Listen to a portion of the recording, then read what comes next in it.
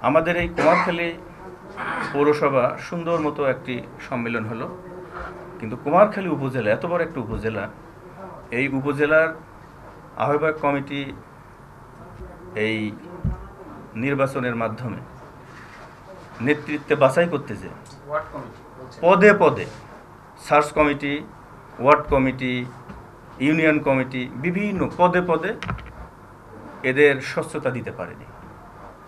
কারণ আমরা দেখেছি সার্চ কমিটিতে আওয়ামী লীগের দোসররা আছে, ওয়ার্ড কমিটিতে যারা বিগত দিনে 20-30 বছর ধরে ওয়ার্ডের নেতৃত্বে ছিল তারা ভোটার লিস্টে তাদের নাম নাই।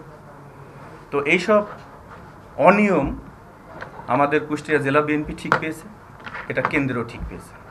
আপনারা গত 2 দিন আগে দেখেছেন এই কমিটির হাত থেকে একটি শক্তিশালী টিম করা হয়েছে, যে টিমের আমি 1 নাম্বার। 14 তারিখে আমি সহ 6 জনকে টিম, একটি শক্তিশালী টিম করা হয়েছে, যে আমাদের নেতৃত্বে এখন সুন্দর গণতান্ত্রিক পন্থায় ওয়ার্ড, ইউনিয়ন এবং উপজেলা গঠন করা হবে। এখন এই কমিটি কেন ব্যর্থ হলো? ব্যর্থ হয়েছে তাদের নিজস্ব লোক দিয়ে কমিটি করার জন্য, বিএনপিকে বাদ দিয়ে। তো এখন দল এটা বুঝতে পারছে, জেলার নেতারা বুঝতে পারছে, আমাদের উপর দায়িত্ব দেওয়া হয়েছে। দেখবেন আমরা সুন্দর মতো যারা ত্যাগী, যারা অরিজিনালি বিএনপি করে তাদেরকে নিয়ে আমরা চমৎকার একটা কমিটি গঠন করব। আমরা দেখেছি গত 17 বছর রাজনৈতিক নেতৃত্বে না থাকার কারণে, গণতন্ত্র না থাকার কারণে বাংলাদেশে যে দেখার মতো যে ডেভেলপমেন্টটা হয়েছে তার দ্বিগুণ দুর্নীতি হয়েছে। কারণ যারা রাজনীতি করে, যারা জনগণের ভোটে নির্বাচিত হয়, তারা কিন্তু একটা জবাবদিহিতার মধ্যে থাকে, জনগণের সুখ দুঃখ বুঝতে পারে।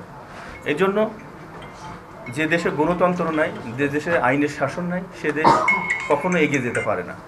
তো এটা বাংলার জনগণ বুঝতে পেরেছে, ডক্টর ইউনূসও বুঝতে পেরেছে। ইনশাল্লাহ অচিরেই নির্বাচন হবে এবং এই নির্বাচনের মধ্যে দিয়েই বিএনপির নেতৃত্বে দেশে এগিয়ে যাবে। আর এই বিএনপি এমন একটি দল, এই দলকে কথা দিয়ে, খারাপ গালি দিয়ে, দোষ চাপায়ে এই দলকে দমানো যাবে না।